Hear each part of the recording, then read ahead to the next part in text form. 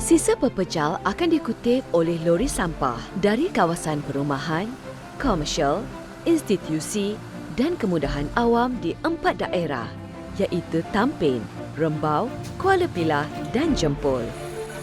Sisa pepejal yang dikutip akan dihantar ke stesen pemindahan sisa pepejal yang terletak di Mukim Keru, daerah Tampin. Berikut merupakan jarak dari kawasan kutipan dan jangka masa yang diperlukan untuk sampai ke stesen pemindahan sisa pepejal Tampin. Stesen pemindahan ini boleh diakses melalui Jalan Tampin Gemas.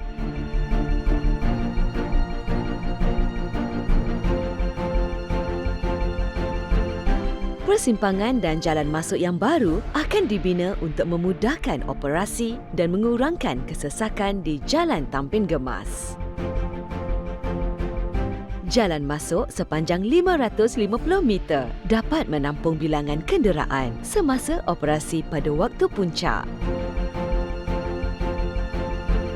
Bagi kawalan keselamatan, pemantauan kenderaan yang keluar masuk dijalankan di pondok pengawal. Pemasangan CCTV dan lampu jalan juga dapat mengatasi pembuangan sampah secara haram selepas waktu operasi. Lori sampah menuju ke jambatan timbang. Berat lori sampah direkodkan dan pengesahan permit atau lesen syarikat konsesi dijalankan di jambatan timbang. Lori sampah melalui fasiliti basuh tayar. Di fasiliti ini, air sisa buangan atau larut resapan akan dikeluarkan dari lori sampah dan dikumpulkan, seterusnya dialirkan ke loji rawatan larut resapan. Air sisa buangan yang ditakung di dalam tangki simpanan lori sampah akan disalirkan ke sistem saluran paip bertutup. Lori sampah menuju ke bangunan pemindahan. Bangunan pemindahan dibina dengan reka bentuk tertutup dan berbumbung, bertujuan untuk mengawal bau busuk dan juga mengelakkan air hujan semasa proses pemindahan sisa pepejal dijalankan. Sisa pepejal dari lori sampah akan diletakkan di kawasan pemunggahan sebelum dimasukkan ke dalam tong roro. Selepas itu, lori sampah tersebut akan menuju ke fasiliti basuh tayar dan seterusnya ditimbang sekali lagi sebelum bergerak keluar dari stesen pemindahan sisa pepejal. Jentolak menolak sisa pepejal ke dalam tong roro. Sisa pepejal yang dimasukkan ke dalam tong roro akan diratakan dan dipadatkan secara manual dengan menggunakan penggali mekanikal. Setelah dipenuhkan, tong roro tersebut akan ditutup rapat dan diangkat oleh prime mover. Tong roro yang berkapasiti 15 tan mampu menerima muatan sisa pepejal dari 4 hingga 5 buah lori sampah. Ianya dibina menggunakan material besi tahan karat.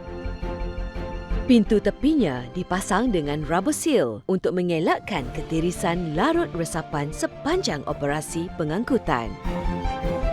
Penutup tong roro juga dipasang dengan rubber seal dan akan ditutup rapat semasa pengangkutan untuk mengurangkan bau busuk dan mengelakkan tumpahan sisa pepejal semasa pengangkutan. Bangunan pemindahan mempunyai lantai berkonkrit bagi mengelakkan larut resapan meresap ke dalam tanah.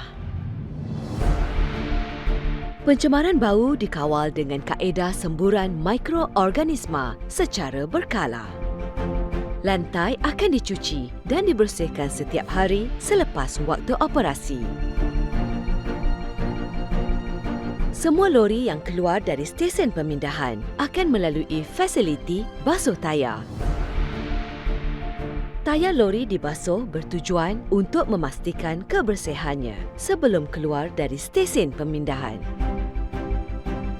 Larut resapan dan air basuhan dari fasiliti basuh tayar dan bangunan pemindahan akan disalurkan ke loji rawatan larut resapan melalui saluran paip yang bertutup.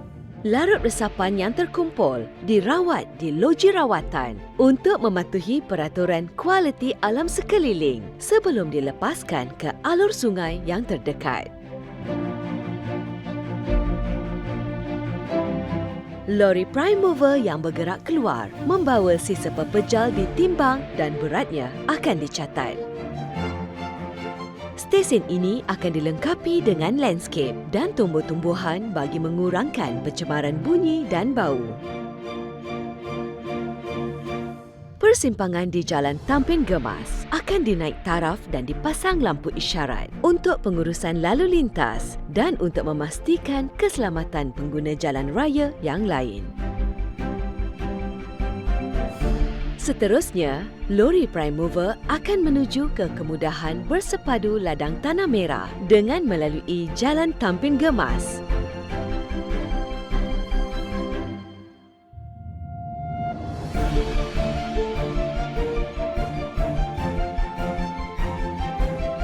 Lebuhraya Utara Selatan, Seremban Port Dickson Highway dan Jalan Bukit Palung Lukut.